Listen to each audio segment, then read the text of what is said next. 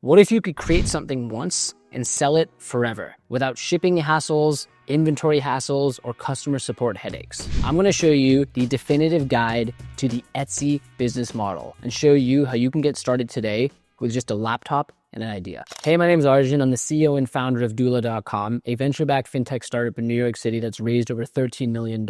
And today, I want to show you and explain how Etsy actually works and give you the digital framework, which is the framework we've seen entrepreneurs on Etsy use to go from idea to solopreneur, generating 6 figures plus of revenue. Let's jump right into explaining the business model. Etsy, if you go to their website, is typically known for maybe more things like arts and crafts. But the truth is, you can actually sell any good on the website. It could even be digital. I'll give you some examples of things that people create on Etsy. Printable planners, budget trackers, arts and crafts like t-shirts. They could be pots, could be pottery, Notion dashboards, resume designs. Really, I like to think of it as the place where people with artistic flares or creators go to sell goods. And again, they can be physical or digital. Now, the cool thing here is one of the biggest challenges when launching a new product is if you build it, they won't come. You have to actually market the offering. But the cool thing about listing on Etsy is that the demand is already there. What you have to do is list your product with optimized titles and tags, put your product photos, but people are already going to Etsy to search and find products. So this can be a fantastic strategy to bootstrap and test validation for your offering. So on Etsy, all you need to do is create your product. Again, it could be a template, a Notion template, a Google Sheet template, or an actual physical product. You then upload it to Etsy with your product titles and product tags, and then Etsy handles everything else, the shipping and fulfillment. You keep the profit, and then there's zero additional marginal cost for every Etsy sale. Then once it's validated, you could potentially build your own storefront on Shopify, for example, but this is a very strategic approach for getting your first offer off the ground. Now that you know the business model, I want to go through a framework, which I'm calling the digital framework, which can actually help you think through specific steps to, again, go from laptop on idea to an actual product on Etsy where you got your first sale. D stands for define your niche. You have to pick a specific niche. My favorite analogy for this is you can't boil the ocean, no matter how hard you try. Point being said here is you can't sell or market to everyone. So define a niche, find a product, find an offer that you're actually passionate about or interested in, and start there. I'll give you a tactical example. Instead of a planner, think wedding planner for photographers. That is so hyper specific, but the photographer who sees that, who's planning a wedding, is going to say, oh my God, it was made for me. Even if it's the exact same product you would have sold if you just called it a planner. So really, force yourself to niche down here. If that works, you can then expand in the future. The I stands for identify winning products. This is where you really don't have to reinvent the wheel. If you see planners in other industries or niches succeeding, that probably means a planner in your niche can succeed. That doesn't mean you can't come up with a brand new novel concept or idea, but I also think it's easier to not reinvent the wheel. Effectively do some research, look at what other bestsellers are and see if there's that same offer missing in your niche. G is generate the product. Now, I would recommend starting with a digital product first because it's easier to produce. The cost to produce is actually just your time plus a free tool. So let's say we are going to do that wedding planner for photographers. You can use a tool like Notion or Canva or Google Sheets and actually create that first template,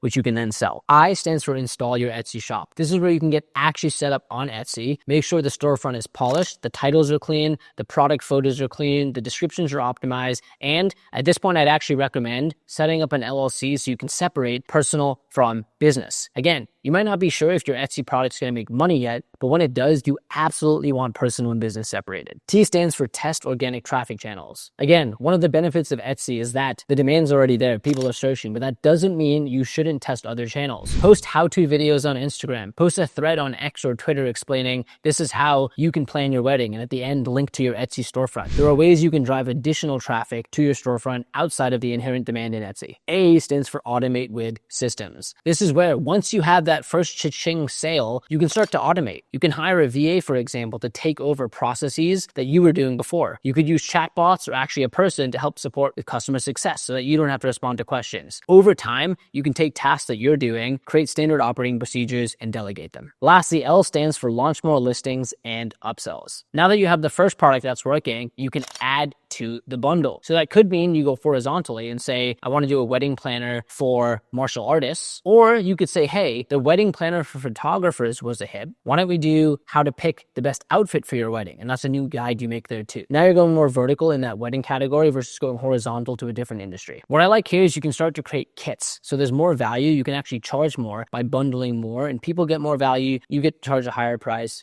everyone wins. And that's a wrap. I hope that was a dead simple breakdown of how Etsy actually works, as well as a quick framework, the digital framework, from how you can again go from laptop on idea to first sale. Ultimately though, when it comes to launching any new business, the biggest fear people have is fear of failure. There will never be a right time to start. You can always do a little more research. You can always have a little bit more time. You can always have less people saying it won't work. You have to cut off all the noise and just take action. So that's my biggest piece of advice, is take action. Head to Etsy, set up the storefront, pick your niche. Seriously, go through the digital framework and see what happens. Ultimately, the worst thing that can happen is at the end of your life, you regret never taking action and trying. Don't let that be you. Don't let that happen. I am rooting for you. Thank you so much for watching. And if you are on your Etsy journey, looking to launch or level up your business, that's why my company Doola exists. We'll help with your LLC formation, your bookkeeping and taxes, so you can focus on what you do best, the hard task of scaling your Etsy business, while we handle the boring back office, which is critical yet required for your business. You can head down below, click a link, schedule a free demo at doola.com. I also have a newsletter, the 2-Minute Business Hack, where I put out value every single week, an actual tactical hack you can implement into your business. You can check that out down below too. Thanks again for watching. Please like and subscribe if you found value. I put out content like this every single week, and I'll see you in the next video.